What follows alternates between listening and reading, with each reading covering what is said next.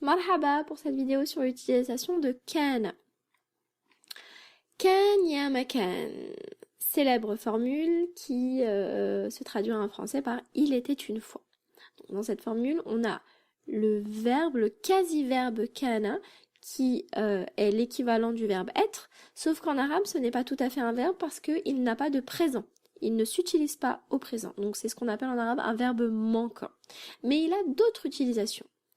Il est donc entre autres le verbe être, kana tiflu na'iman, l'enfant était endormi. On l'utilise aussi pour construire l'imparfait. Avec un verbe à l'inaccompli, on lui rajoute kana. Voilà, on met kana devant un verbe à l'inaccompli et ça nous donne la valeur d'imparfait. Donc la valeur d'une action passée qui a duré dans le passé. Voilà. Une autre utilisation de kana, c'est la construction du plus que parfait. Donc le plus que parfait, c'est le passé dans le passé, dans un récit au passé pour indiquer une action qui s'est passée encore en amont. Eh bien, on utilisera en arabe kana qad plus un verbe au passé. Voilà comment on construira le plus que parfait. La conjugaison de kana, donc au passé pour les différentes personnes, en fait c'est la même conjugaison que pour le passé des autres verbes, sauf que le radical sera kana. Donc kuntu pour la première personne, kunta kunti, kana kanat, kunna, kuntum kuntunna, kanu kunna.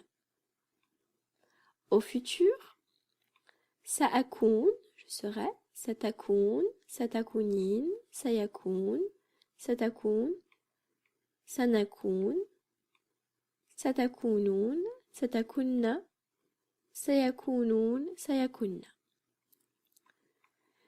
Des exemples de phrases avec kana. Kanatil mudira ghaiba, la directrice était absente. Sayakunu taqsu mushmisan, le temps sera ensoleillé. Kanu yushahidun al-mubarat, ils regardaient, mais dans le sens de regarder un écran. Al-mubarat c'est le match.